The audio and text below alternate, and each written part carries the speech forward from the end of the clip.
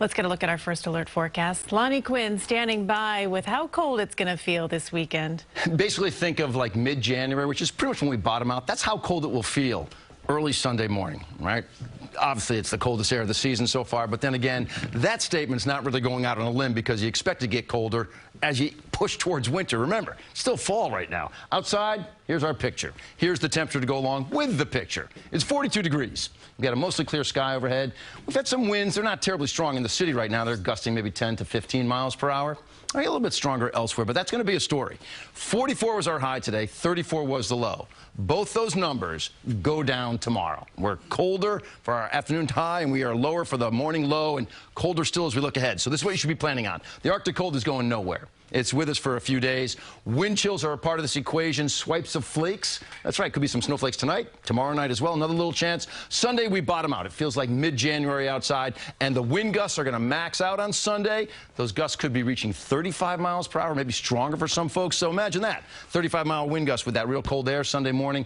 Wait to see what the wind chills are. This is what we're dealing with for winds, all right? By 8 o'clock tonight, they're blowing anywhere from about like 15 to 25 miles per hour. And a 26 reading for Montauk is the exception. Basically, it's 15 to 20 for most of the area. Now we get into Saturday.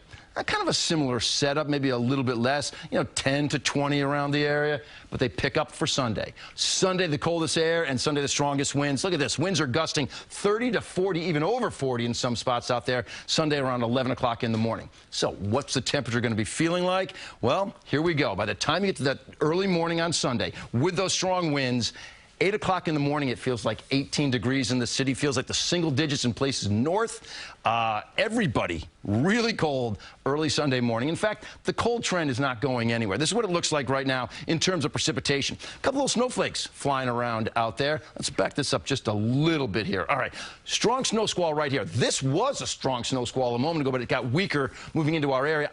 I really think and foresee that this squall as well, which has prompted the warning around Williamsport, will weaken as well. But some snow showers could very well make their way into the New York City area around 8:30. Could be a little bit earlier than that, certainly earlier the farther west you go. But just that little blast of some snow showers, and then you get into your day tomorrow, and sunshine's going to fill in. So that's really not going to be a problem. But we do have these, reinforced jolts of cold air. With each front that comes through, temperature drops. So we're colder tomorrow, colder still on Sunday. Like I said, that's when we are really going to be bottoming out with the cold air. So let's talk about what happens on Thanksgiving, because there's a lot going on there.